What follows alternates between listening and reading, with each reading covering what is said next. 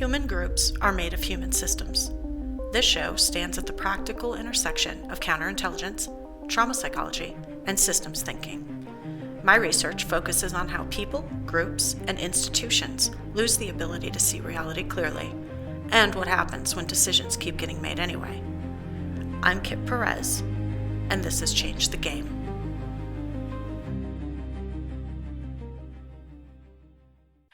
If you've listened to the show for any length of time, you know that my goal is to explore applied ideas like orientation across a wide variety of fields and disciplines. Lots of people have ideas, and there are a lot of good ones out there. But I'm interested in finding out what actually holds up when the ideas make contact with reality. My guest today is Cory Zillig. He spent 20 years on the SEAL teams, and 13 of those with SEAL Team 6, and it's easy to want to focus on that. In fact, in the research for this discussion, I listened to a couple podcast interviews with him, and I noticed something. When people get to talk to somebody like Cory, the natural tendency is to ask about his career in the teams. What does it take? What does it demand? What did you do? What stories can you share? And I think part of that is because, as I've mentioned on the show before, we instinctively understand that the kind of ethos found in units like the SEAL teams is not normal. That level of dedication, competence, selflessness, bravery, that's not the human default, and we know it. And that's why people like Cory fascinate us so much. I'm certainly not immune to the allure. There's a part of me that could sit here all day and listen to his stories. But today I want to go deeper than that. He's got a book coming out in July titled 10 Attitudes, a Primer for Developing a Warrior Spirit. And while you might not be surprised to know that things like courage and discipline are part of it, he's got some other ones in that list that really get my attention. He's talking about things like devotion, discernment, forgiveness, even love. These are things that are clearly rooted in something deeper than just tactics or how to use a gun or discipline. And that raises a different kind of question for me and maybe for you as the listener. What kind of person am I becoming? And what anchors that when everything around me is chaos? So today, instead of rehashing where the ideas come from, I want to spend some time on what they actually look like when you try to live them out outside of the structure of the teams. I want to see how the spiritual side of that shapes what holds and what doesn't. And I want to pressure test the ideas and see what happens. So, Cory, welcome to the show. Thank you. So, let's jump straight into the book. When you talk about these 10 attitudes, specifically the ones that maybe the average person wouldn't expect to be in a list of traits that make up a warrior spirit, these aren't pure performance that you're talking about. There's something deeper underneath that. So, what do you see as the foundation that holds those together in a person's life? Well, the subtitle of the book is A Primer for Developing a Warrior Spirit, and that is really what is the underlying thing that holds it all together. Um, I never really wanted to write a book about a manual, like, or a system or some sort of like logical, like step by step thing that you apply to your lives. I during the course of my career, I never really applied a system or some sort of like I never referenced a manual. I just felt what was in my soul and in my spirit about what I should do and what I shouldn't do. And honestly, that's accessible to everyone. It's a little bit easier for I wouldn't say easier, it's just different for warriors to do it because they're in situations that are extremely stressful, very high stakes, and sometimes those things come out more often than they do in just like a norm just like a normal mundane every day where maybe your life isn't at risk. That's pretty much what I believe like holds it all together, that warrior spirit, right? And it's ethereal, like you can't really define it, you can't touch it. It's difficult for people to grasp, to conceptualize, because we like to make meaning out of things. We like things to be very matter of fact, so where we can define them. And the spirit cannot be defined. You have to feel it. You have to experience it. So it is. I'm treading into a gray space, a difficult space, and I know that might be one of my challenges ahead. But that's really what it's all about. I think this is going to be an incredible discussion then. I love gray spaces. Um, so when you talk about these attitudes, then are they things that people choose or are they things that get built into you over time? Talk to me about No, that. yep, no, there are things that people choose. There's a Viktor Frankl quote that I really love, and it's basically like there's one last of human freedoms, and that is the freedom to choose one's attitude in any given circumstance. And I really truly believe that that is a principle, like a guiding principle in everybody's life. Like everything is a choice. You can choose to be happy or sad. You can choose to be angry or not, right? You can choose to do something that's productive. You can choose to just loaf around and do nothing. There's everything is a choice, and everything has its consequence. Um, and when I talk about attitudes, I didn't, the spirit is very, like I said, it's very ethereal. Like, so what is something that, in my opinion, resides in the spirit is an attitude, right? An attitude is not a mindset; it's something different. And when you have an attitude, it changes your whole way of life. Like, I mean, that's like the why the idiom is called change your attitude, change your life. It's not change your mindset, change your life, change your attitude. Attitudes, the effects are immediate, right? It's not something that you think about, it's something that you become, um, something that overtakes you, right? So that is kind of why I went with attitudes. Um, and yeah, and in adopting these, you can start to shape a stronger spirit, and you can start to feel, in my opinion, that's instead of thinking, we should start feeling just as much as we think. You can start feeling that's the changes in your life. It's interesting that you bring up the concept of feeling because one of the podcasts that I listened to was you and another SEAL talking about dealing with feelings. And it was an excellent discussion, by the way. And you talk about what serves you. I'm in this crappy position, I'm in this crappy situation, but feeling sad about it does not serve me. So what would serve me? What kind of feeling can I lean into that will benefit me in this particular moment? Absolutely. Like you don't, what does serve you? Like does an attitude of, just does a negative attitude serve you in any fashion? Does anything that pulls you downward serve you in any way, shape, or possible? I use kind of a tableau a little bit in my book, quite a bit about a split level stairway. And I don't know if you're familiar. I mean, I think everybody's familiar with a split level stairway. Maybe they don't just call it that, but there is obviously a landing and one set of stairs that goes up and one stairs that go down. And a lot of people talk about decisions being a crossroad. Well, for lack of terrain, crossroad just separates on an equal plane. Um, a split level stairway does not. There's one that goes down and there's one that goes up. One definitely serves you, right? One is definitely more beneficial to your life, and one isn't, right? And one is harder and one's easier. The downward path that's easier obviously doesn't serve you. You're going down, there's nothing challenging you, there's no growth, there's no freedom, there's nothing. You're just like a downward spiral. But if you choose the upward path, right, the upward path serves you because it's about growth at that point in time. Like, what is the purpose of life? Is it to be sedentary? Is it to be um, the champion of status quo? And so, there is no growth, there's no expansion. No, the purpose of life is to grow. It's to become better than you were a minute ago, an hour ago, 3 days ago, a year ago.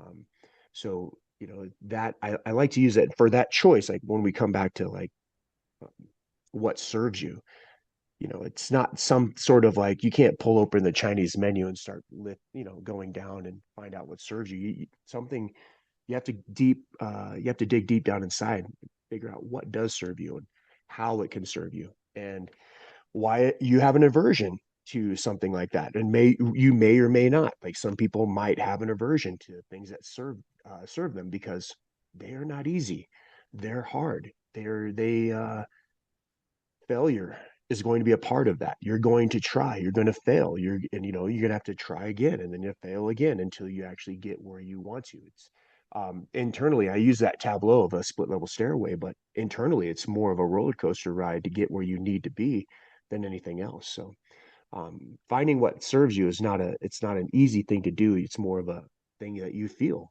right? It's kind of interesting how it is set up where the things that serve us are the things we instinctively don't want to do. I know it's something raising my son, I would tell him all the time, if you're not sure what to do, find the hardest course because that's probably the most right one. But it's an easy thing to say, right? You can throw out the sayings all you want, but in practice, we optimize for comfort, This is true. but comfort doesn't serve us. Do you think that most people overestimate which of these attitudes they actually have? Can you explain that a little bit more?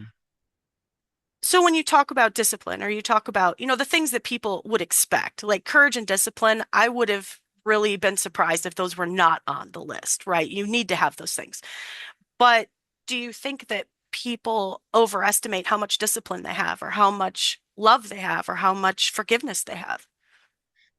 I don't know. That's all dependent upon the individual. It's, that you can assume or overestimate that you have a lot of like a lot of discipline or love in your life. Um, but really, it's based on what you feel. It's based on everything that's within your heart, right?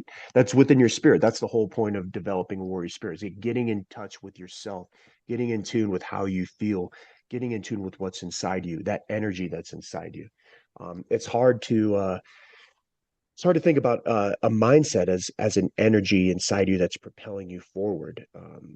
I think personally, as a warrior, professional warrior, and also now that I'd like to believe I'm still am, as even though I'm retired, um, that I can feel that that's more accessible to me because I had to feel it in a moment, right? There are moments where, especially during selection, I write about this in the book, like in selection, where your body fails you, your mind turns to mush, like everything fails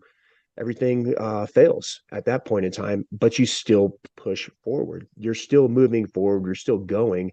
And so, what keeps you going? What is that?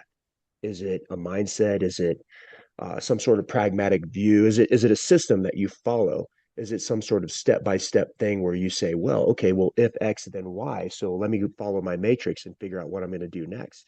No, it's just this. It's this energy inside you that's accessible to everyone if they choose to access it. That will keep them going. That will push them forward when everything says quit. When everything says you've had enough, you're still going. How do you? What is that? How did you decide what attitudes to put on the list? That was a difficult um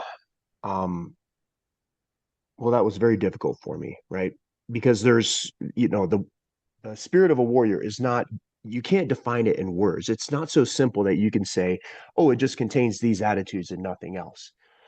I knew that I wasn't writing a manual. I wasn't trying to pitch a system. I'm just planting seeds. That's what a primer does, right? So I could pick 10 attitudes that I believed were, an essential ingredient, at least to get a starting point, at least to start challenging yourself to living boldly through action and learning as you go. Um, and so as I went through them, I decided, first, what would be the simple first one to have? Obviously, devotion, in my opinion. Devotion sets the tone for everything else. Once you've made a decision, or really you have a dream, you have an aim, you have some sort of goal, and you're striving to get there, your level of devotion to your goal, your aim, is the crux of everything, right? So you have to set that appropriately in order to move forward. The next one I chose was discipline, because how do you expect, well, you're encounter problems along the way. You're going to encounter difficulties, and you're going to have a problem. You're going to have a lot of problems to solve, to where I'm in one place, but I need to get to another, right? How do I span that gap? And you span that gap through discipline. You need to be disciplined in order to push through the hard things. You need to be disciplined to say, in order to get what I want, I have to sacrifice. And I need to put all of those things that are easy and comfortable to me on an altar and just sacrifice them to the goal that I am willing that I want to achieve. The next one I chose was discernment, because obviously the world is full of distractions. There's a battle for everyone's mind, for everyone's opinion, for everything. Um, and you need to be able to think for yourself. You need to be able to discern what's right, what's wrong, what's going to serve you, what's not going to serve you. And you're going to need to discern when you've kind of lost your way a little bit. If you, everyone can get passionate, everyone can get off the rails, and you have to be able to recognize when that happens, right? And that's through discernment, and that's through critical thinking, which essentially is a form of discernment. The next one was trust, right? Trust is like an essential ingredient in any team, but it's also within yourself. Like you can't really effectively trust others unless you can trust yourself. And so trust is definitely one of those things that you need to have. Courage, we talked about it before. You'd say, okay, courage is it's an obvious one, but it's almost it can be, in my opinion, one of the hardest ones because even a person who might be courageous in the face of losing life and limb might not be so courageous when they have to take a stand politically, socially, morally, ethically. So courage is something that definitely needs to be talked about, and there's all kinds of facets of courage. Courage in the face of, like I said, like an ethical decision. But what does that mean when we talk about the profession of a warrior? When now you're going out and you have the threat of getting shot, getting blown up, getting killed. Um, there's various levels of that I like to explore in the book.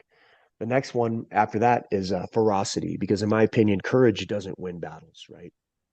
Courage enables you to step into the arena and act boldly, but you need to be fierce to win the day. You need to be relentless, and you need to be able to when you this is a very interesting chapter in the book. I love this chapter in the book, but when we get like as I get through it, it's kind of, in my opinion, people when they talk about courage, they miss out that essential ingredient. Like, okay, once you step onto the into the arena or onto the battlefield, then what? Right? You might have courage. Is it courage from one moment to the next? Yes, of course. But courage can also lead to ferocity, right? Where that's exactly what you need to win the battle. And then the next one is vigilance, right? Because once you hold the ground, once you've seized the ground, you got to hold it, right? Like if you've made your gains, right, and now you are living a life that serves you, vice one that doesn't, how do you stay the course, right? And vigilance is how you do it. There's a lot of talk in the military about situational awareness. And situational awareness is obviously, like that's an awareness of your surroundings so you can detect threats before they become anything serious. But what about self-awareness, right? Self-awareness is that same type of practice, but not in your environment, your external environment, but in the environment within, right? Where inside you, are you noticing when you're making decisions that are not aligned with what you're trying to achieve? So that's why vigilance is on there. The next one I chose was high standards, right? Because what would a warrior be without high standards? He would just be mediocre, right? And there's not, mediocre, just like fear is the enemy of courage, mediocrity is the enemy of high standards, right? And if you're entering into any profession or effort or any goal that you're trying to achieve, do you want to achieve it half-heartedly? No. And if you do, then you have to reassess, right? Um, that's why high standards is part of this list of attitudes. And the next one, forgiveness, is closely tied to high standards because if you have that level of commitment to where you're going to push and try to achieve the impossible, through that attitude of high standards, you'll fail. You will not succeed on your first try. You won't succeed on your second, your third, your fourth, maybe your fifth, and so on and so forth. It is a roller coaster of repeated failures, but it's not the failure really that you have to focus on. It's the lesson embedded in that failure, as long as you're dedicated to your goal. But in order to really listen to that lesson, in order to hear it, you got to forgive yourself because everyone that I ever worked with in my career was a really strong personality. They were type A, they were aggressive, they had high expectations of everyone around them and themselves. And when we made mistakes, we were extremely hard on each other and we were even more hard on ourselves. So if you don't have the ability to forgive yourself when you encounter those failures, you just stay in this cycle and this pit of self admonishment and you never truly glean the lesson that that is learned from that mistake or that failure. So that is why forgiveness is essential. And the last one is love, right? Because it's not about hate. It's not about just achieving what you need to achieve. It's about a calling that was put in your heart. Like, why did you have this dream and this goal in the first place? Why did you want to achieve what you wanted to achieve? Because you hated it, right? No, because you love it. If you're doing something just because you want, I don't know, a monetary gain or some other thing that's not attached to real purpose and real satisfaction and love of what you're doing, then you need to reassess. You're kind of, I wouldn't say on the wrong path, but you just have to look and you say, like, well, why am I doing this? Is it because my heart's fully in it? It's because this is what I want, like more than anything. I don't. I think there's, if you could go through and interview world class artists, athletes, even businessmen, or like even people like whomever is at the top of their game, right? Ask how they reached that top of their game, and they'll probably tell you that it's an unconditional love of what they do and who they do it for. Um, you can't really become uber successful unless you have a love in your heart for what you do. But love also transcends a lot of that too, where you have to love the struggle because anything worth doing, right, is going to be difficult. And in that effort is struggle. You have to love that. You have to love every single part of it. You can't parse out what you is desirable from the undesirable. It's all one. And as you push through and as you do what you need to do, if it's not a labor of love, it's going to be exponentially more difficult than it would be. So that's why I anchor all of this with love. And when I just chose those 10 attitudes, there's so much more. Like I said, there's so many more attitudes I could have chose, but I didn't want this to be an exhaustive book. I didn't want this to be like a manual or like a definitive, like, hey, only these attitudes are within a warrior spirit. I wanted this to be a primer. I wanted this to be very short and digestible. So it's not about, reading the book. It's about putting things into practice in your own life, right? Feeling what that feels like through bold action and then just you know hopefully they water and care for those seeds and whatever they are planted grows and flourishes and expands and their life is better for it. When you talk about love, it really strikes me because I'm sure you're familiar with the framework 75 hard. No, I don't believe so. So basically, for 75 days, you work out twice a day for 45 minutes each. You drink a gallon of water a day. You can't have any alcohol, any sugar, it's like this total thing that you take on, and you have to do it for 75 days. And if you fail in any one aspect, it restarts the clock. And most people don't make it for obvious reasons. And it strikes me as you talk about love that that's actually the missing component in a lot of these different, whether it be fitness frameworks or, really any life-changing framework. I'm using my little scare quote fingers, that what you're missing is the love of the process rather than the desire for the outcome. That's true, right? The process is where things are found, not in the outcome. If you focus on outcome, then you lose what's the all the gems that you would find it along the way in the process. um yes, process is I don't want to say process is everything. I don't like to talk in absolutes, but process is very it, it, what would be greater, process over outcome? Process every time. I know I just said I don't like to speak in absolutes and I just did. I want to pressure test a little bit. You wrote an article about a year ago. It so grabbed me. You were talking about anonymity is like alcohol, and you were specifically discussing the feedback process in the teams. And you said it takes bravery to dish out harsh words meant for good, and it takes more than bravery to take them. Humility is heavily involved, and none of it was anonymous. Talk to me about the feedback process, but more importantly, where does humility fit into these? Is it something that kind of grows as you put the other 10 into place, or how does that work? Yeah, there's a lot of different things that are embedded into these different 10 attitudes. Humility is kind of in two of them. Humility is in high standards, but humility is also part of forgiveness, right? It's also going to be part of discernment. You need to be humble in order to truly hear um, what needs to be said, what needs to be spoken into your spirit, into your mind, right? Like how are you going to change your life? You've got to be able to listen to that, and listening to that is you need to have humility to do it. So a lot of these tenets or these different attitudes are embedded in the 10. But yeah, humility is a huge piece of it. And you would there are some guys that are out there that are former veterans and everything else. They get out there, they do their thing, and you might look at them and say, "Wow, this guy is not humble whatsoever." But I guarantee you, somewhere in there is a very humble heart, right?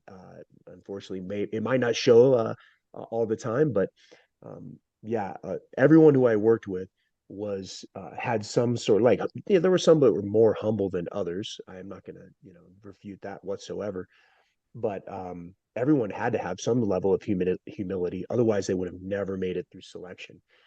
When you're at your lowest of lows, and when I say lowest of lows, because you're being broken down. That's the whole point of a selection in the military is they want to break you. They want to see what happens when you're broken. Um, that's really because that's really what it's when you're going to go into combat, you will be at your lowest low. You might not have eaten for hours and hours and hours. You might have be running on limited water. You may be exhausted. You might have already burned 12,000 calories, but you got like about 6 hours left of hard work to do. There's a it's going to be a grind. It's going to be an extreme challenge, and you have to have a humble spirit to endure a lot of that and to hear what's going on in your heart, right? Like there's lessons and there's messages that will be conveyed not by others, but through yourself, through your own spirit that you got to listen to. And being humble is definitely a key attribute or a key attitude that's embedded into that. Um, I can see being humble in the moment for obvious reasons. You just explained that. But looking back now where you're at, and you look back at your career and the ways that you were broken and rebuilt, and the things that you lived through, and the things that you took on the chin, or, all of that, how do you foster humility now, looking at your list of accomplishments? Well, simple. I made it through with 10 fingers and 10 toes and my mind intact and everything else. Like how else could I um to me let me just rephrase this. To me, humility is based very strongly in gratitude, right? Like I'm thankful for the experiences that I was able to have, the career that I was able to have, the reputation that I had built, the friends that I had made, the friends that I had lost, the whole everything, the good, the bad, the ugly, everything about my former profession and my life. I'm extremely thankful for, and that makes me in that it fosters humility. It fosters a sense of like how privileged am I to have experienced all this. Um, it's not about. I think humility is one of these things that I think is it gets miscategorized as this meekness, this humility is actually confidence, right? It's confidence in who you are. It's confidence in knowing that you can achieve great things. Yes, like you can say, oh, that sounds like you're talking about, boldness and pride. Like, no, it's humility is knowing that you're going to face some hardcore things and you walk into it with bold confidence and your ears are open, your eyes are open, and your spirit is open for all the feedback that's going to come to you. Because if you're not willing to listen to that feedback, how can you grow? How can you become better? Humility is an essential ingredient in any task that involves improvement, incremental improvement. Because if you can't make that, once you basically you can as long as you if you're really good and you have success after success after success. But the second you hit challenge, that's when humility kicks in. Um, you know, remembering all the way back when I was in Buds, the guys who I think struggled some of the like had some of the worst struggles were the ones who were extremely talented, the really good athletes, the really talented dudes, they struggled because just like everybody, they hit a wall. Just like everybody, they failed. And they weren't used to that. It wasn't part of their programming. They were used to crushing everything they did. They were used to success upon success upon success. And the second they ran headfirst into a failure or a setback, it was crushing to them, except for guys like me who just failed all their life. And I was just like, oh, it's just part of the process. but um, but yeah, like no, humility is definitely key. A lot of your experience comes from, like you talk about these environments with the high standards and the accountability and these very brutal, even feedback loops. But what happens? Because obviously the structure of the teams helps you, it sounds like, live these out because it forces you to live these out. If you want to be here, this is the standard. What happens when someone tries to live these things in a place that, you talk about anonymity and boldness and how they contrast. How does somebody live this out in a workplace that's rewarding compliance instead of initiative, or who claims to be running, for instance, decentralized kind of thing, but it's really the incentives are all jacked up? And does that make any sense? And I think so. And if I interpret it wrong through my answer, you just stop me and then we can Well, I should readjust. But probably have asked it better, but we'll go oh with no, no, this. yeah, yeah. I just think that that involves a lot of discernment, right? Where you have to at that point you have to weigh your reactions very carefully, and your not just your reactions but your actions, and how you're going to push through this environment which rewards, like you said, compliance, or might even be a little bit, maybe it just doesn't want people to be have take bold action and speak up. If you see somebody, if you want to be in that environment, number one, ask yourself, is being in this environment serving me? Is this a good thing for me right now? Um, I have made some decisions in my life which, hindsight, I could look at and go, "Oh my God, that was retarded. That was the stupidest thing I ever could have done." But at the same time, when I look at them, there's always a flip side to that and go, "Well, you know what? I was betting on myself fully, wholeheartedly. I threw all caution to the wind. I basically, pulled up the boat on the beach and burned it, right? I drew my sword and dropped the sheath. There was no going back.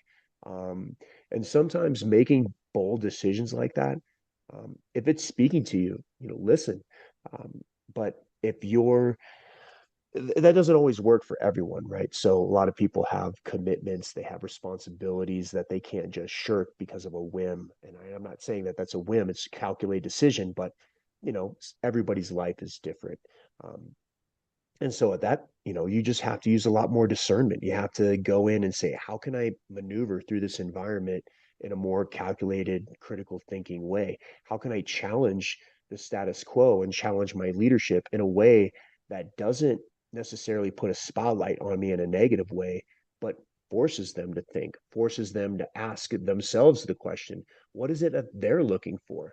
Are they looking for automatons? Are they looking for slaves? Are they just looking for mindless souls to do their work? Or are they looking for critical thinkers? Are they looking for leaders? Are they looking for people to really push through the barriers, and see a more efficient way and enact it, not just through initiative, but through uh, through critical thinking, bold action, and conveying a plan to leadership, getting approval and executing it. There's a ton of different ways to do different things, and you know no one way is better than the other. It all depends on a person's situation. But when it comes to, like, that talk about bold action and anonymity, and the talk, basically the scenario that you gave me, yeah, you just have to use discernment. There's Yeah, and it's funny because I guarantee you there's probably going to be some people who knew me in my career, listening to this podcast going like, "Oh, you got to be kidding me, Cory. You were like a freaking freight train. You were like a right cross to the jibs. You were a sledgehammer. Are you kidding me?" But everybody grows, everybody changes, and I didn't always. make the right decisions when I needed to make them. But they were the ones that I needed to make at that time because if I didn't, I wouldn't have ran into a wall. I wouldn't have ran into a setback or an obstacle, and I wouldn't have learned the lesson that I needed to learn and grow from it. So let's talk about that because you spent time as a leader. So if somebody's listening to this and they're leading a team, regardless of the arena in which they're leading, you talk about challenging leadership. As a leader yourself, how do you get challenged and how do you respond to those challenges? Leadership usually just gets challenged through ideas, right? Somebody has an idea of a better way, somebody has an idea that says, or somebody might just think that the course that you're taking or the path that you're on isn't necessarily the right one or the best one, right? And they may bring up an idea to challenge that. I mean, there's nothing wrong with that, right? It's just like, how are you going to react to that? How are you going to react to somebody basically saying, I think there's a better way, right? Does that mean that they believe that they're smarter than you? Is that even important, right? Because maybe they do. But is that important? What's important for yourself and your own growth? Really, that's probably the number one thing that you should do. And if you're leading an organization, right, and you're deciding which course of action to take, you can ask yourself, right, do I have an aversion to what this person is saying because it challenges who I am and my own personal ego and how I feel? Or, right, should I really listen because perhaps they might actually have a point? Perhaps maybe they have a better idea. And we can come to this consensus as a team, as a group, right? And maybe we can move on in a better way. Does that mean you're a bad leader because you don't have all the answers? No, it doesn't. Um, Leadership is a tough one because it requires when we talk about courage, leadership requires a ton of courage, right? Because a lot of this courage isn't just courage in the face of danger or courage in the face of ridicule. It's courage in the face of your own ego and everything else that's said with inside you, right? How are you going to listen to that? How are you going to react as a person? Um, as a leader, your number one worst enemy is yourself. I can tell you, I never, I wouldn't say never. That's an absolute, and that's not even true. But there was a ton of times where I didn't make the right decision as a leader. And I had to learn, right? I had to learn and I had to listen to that self. I had to set aside my ego. And that's a hard thing to do, right? And you don't always get to do it um, because the egos can be pretty powerful. Um, but yeah, if as a leader, like I say, your number one enemy is yourself. And that's one of the things about I try to say in this book, like, hey, why a warrior spirit? Like, why am I talking about a warrior spirit? And why is a person who isn't in the profession of arms reading this book? It's because everyone has enemies inside themselves, right? I talked about the ego, I talked about fear, I talked about mediocrity. There's insecurity, there's doubt, there's all kinds of things there's apathy, right? There's all kinds of things that are inside you that will pull you down, right? That will force you down that path, that downward path on the split level stairway. And you have to want to fight them. You want to have a desire to fight them, and that desire is born out of a greater desire just to be better than you were the previous day, the previous moment. So if you're someone that wants to grow and become better, you already have a warrior spirit. You're already on the path. You just need to be able to. You just should look at yourself as a warrior. You have a warrior spirit because you're going to be fighting these things inside you. There's a lot of things inside you that are going to try to pull you away from the things that serve you, right? They want to get you in a place of desolation and despair and really kind of destroy you. And I know that seems very extreme when I say that, but in reality, it's true, right? Like, why else is there a force inside you that wants to make you make all the wrong decisions, right? When you know what the right decisions are inside you, intrinsically, everybody's born with them. So I'm pausing because I'm trying to think. I was going to go in one direction, but I'm listening to you and I want to go in a different direction. So now I'm trying to formulate the question. If if somebody's trying to, they're listening to this, they're like, wow, this really speaks to me on a visceral level. Where do they start? Like, what's the first thing that has to become real for them for the rest of this to even stick? belief. faith, right? So that's, in my opinion, that's one thing that's different than from a mindset than an attitude, right? An attitude incorporates faith, right? An audacious belief in the impossible. Um, and that one of the things that I talk about in my journey of becoming a warrior was that I didn't want to become one, right? I just one day knew I was one and believed I was one, right? And then I started on my path. That's how you can make it through selection with less difficulty than someone who's just trying to make it through selection. You already know you belong there, right? So it's belief, right? When I started this journey about wanting to write, become a writer, do all these things, you know, I said to my son when he asked me one time, he was like, "What are you doing, Dad?" And I was like, I was at my computer writing, and I said, "Well, I'm trying to be a writer." And then, and my my son kind of taught me the lesson that I already knew in that moment. And he regarded me for a bit and kind of looked at what I was doing. And he goes, "Well, you are a writer. You're writing. You're a writer." I'm like, Hmm. "Yeah, yes, I am. I am a writer, right?" So the number one thing that you have to do first is believe, right? Like, um, number one, believe that you're a warrior. Believe that whatever that you want to achieve, that you're already there. You have to believe that just to put yourself on the path. Because if you're going to get on the path with doubt in your mind that I'm trying to do this, right? If there's doubt in your mind, then it's going to be real difficult for you. Believe in yourself, believe that you can accomplish all these things and step on the path. It's like that's why there's always something missing and to me on the mindset is like where's that faith? Where's that belief, right? Where is that? Um, to me that's embedded in attitude and in spirit because you can't see it. There's nothing really and it's audacious, it's bold. It's like, hey, I'm just going to believe this and everybody's going to think I'm crazy for it, but why not, right? Who cares what other people think? It's about what I think, right? It's about what that person with that in their heart thinks. You're almost talking about having this statement in your head, I am the kind of person who, and then fill in the blank. And you start with that and then you back up and go, okay, in order to make that true and continue to make it true, what needs to be done? Well, you already kind of like proved my point of how easy it is to fall into a trap because you use some very passive language, right? I am the kind of person who, right? No, Oh, you are. That's what you are. Like you are that person.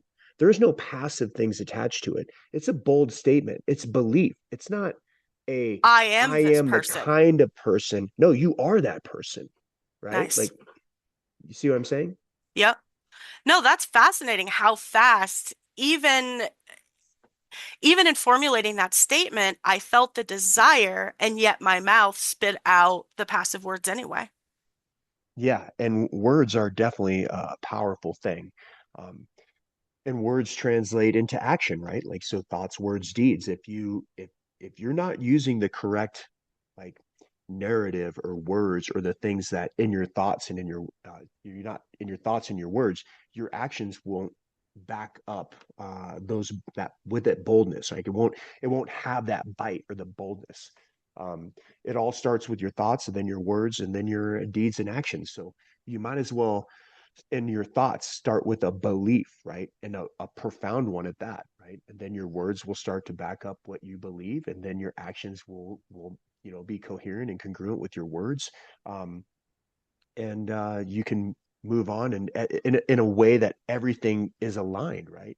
And when everything's aligned, it things make more sense, right? Like this serves me. Every action you can look at it and go, all right, this is a nice, congruent, coherent effort to where everything serves this path that I'm on. And it all starts with that point of belief.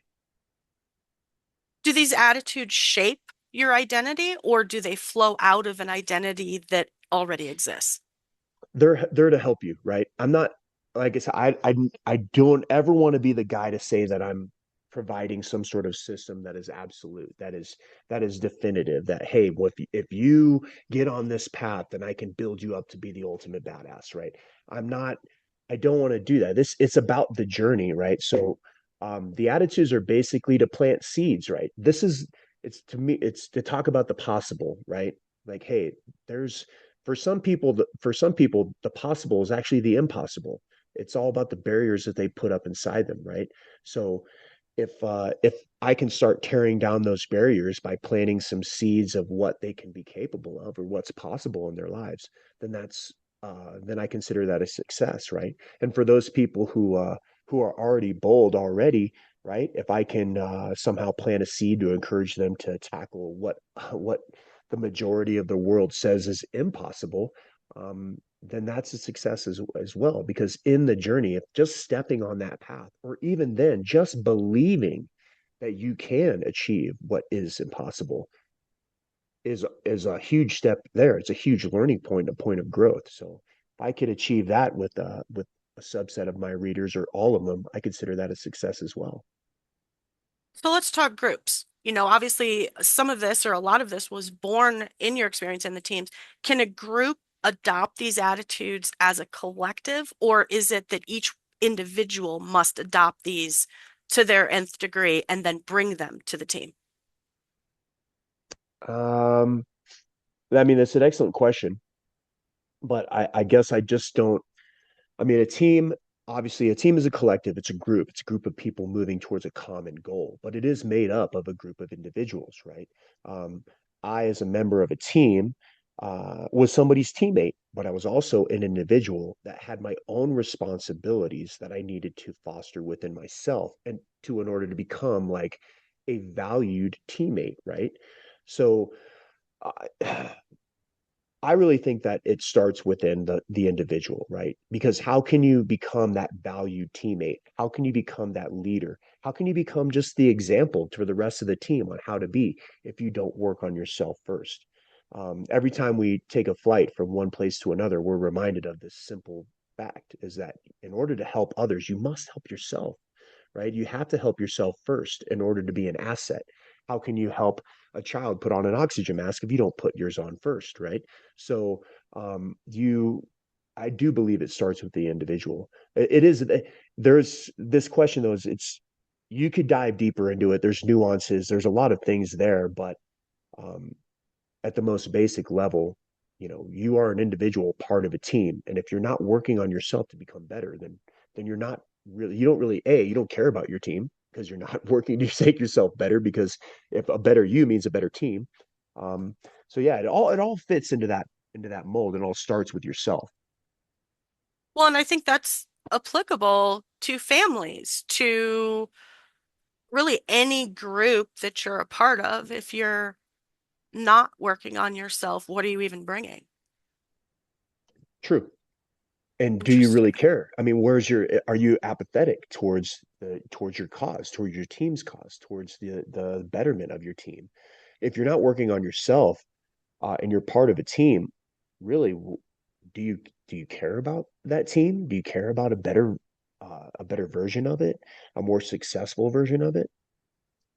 I have never heard anyone put it in terms that blunt. Do you even care? Because, you could talk about a marriage. That applies there. If you're Absolutely. not bringing the best version of yourself to your marriage, do you care about the marriage?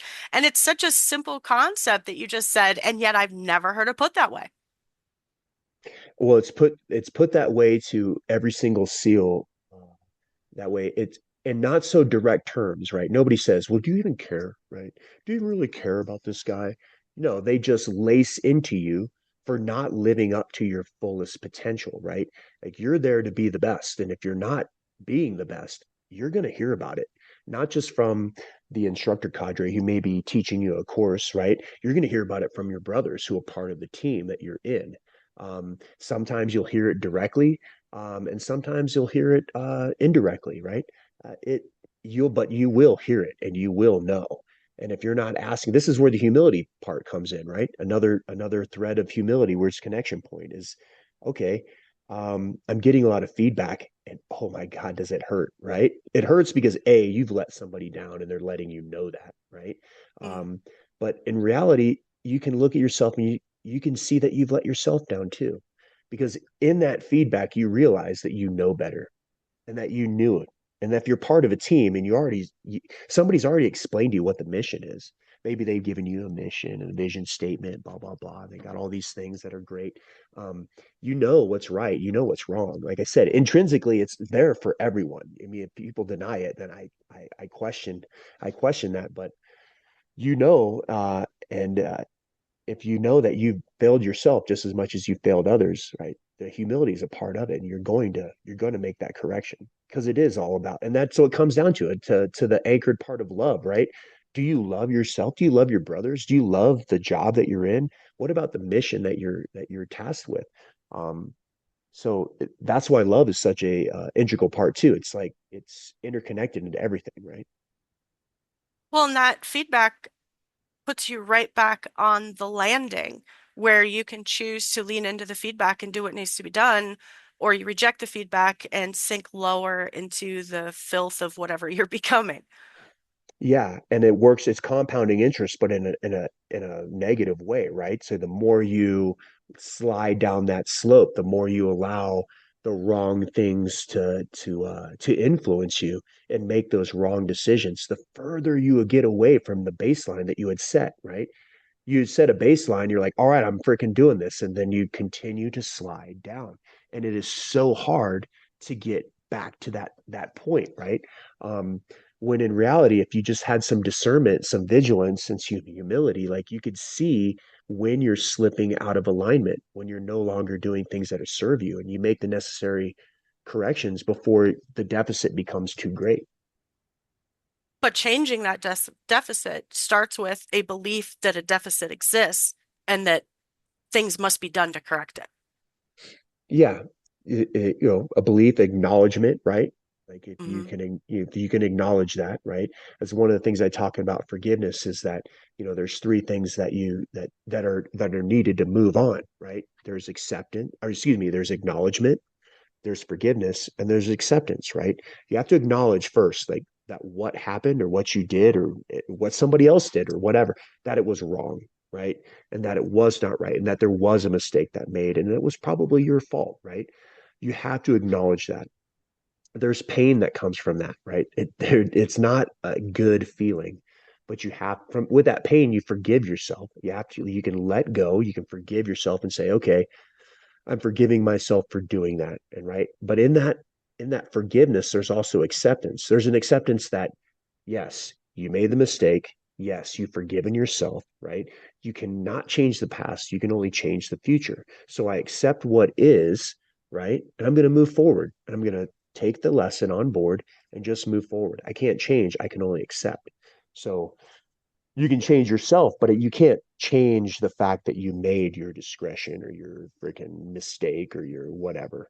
Um, yeah, you just move on in that moment, right? You have to accept, forgive, and then excuse me, you acknowledge and then forgive and then accept. I think that's a fantastic place to wrap it up. Cory, thank you so much for coming on. This has been beyond fascinating for me. Well, thank you for having me on. I appreciate it. Thank you. Cory was the third former Navy SEAL that I've had on the show, and there's a thread that I'm starting to notice here. All of them have such a humility and graciousness. They didn't come on the show and brag about their exploits or have this aura of, I'm better than you because I've done these amazing things. They're just regular people who have done extraordinary work, and the humility in them really stands out to me. I spent some time thinking about why that is. What makes someone like Cory so soft spoken while also being capable of, well, such extraordinary violence? I think it's partly because the attitudes that he incorporates into his life are not built off this checklist where you read the book and say, okay, I'm going to go do these things now. There's something you have to become. And as he mentioned, you have to choose them deliberately every single day in every moment where you have a choice. And what Cory keeps coming back to is that these attitudes come from something deeper, internal, something you have to actually engage with, even emotionally, and not just understand intellectually. I think that's where it gets uncomfortable for people, right? Because it removes the excuse. You can't just say, I didn't know what to do. Because on some level, you do. You do know what to do. And the question is whether you're willing to act on it and whether you're willing to deal with what that requires. Because as we talked about, the things that serve you well are almost always the things you instinctively resist. They're harder and they require sacrifice. They force you to confront parts of yourself that you'd rather ignore. There's no shortcut for that. And there's something else here I think is important, and that's alignment. Belief, words, and actions all pointing in the same direction. That's the real takeaway. Not trying to adopt 10 things all at once, but asking a much more honest question. Where am I out of alignment, and what would it take to really correct it? This has been Change the Game. Thanks for listening.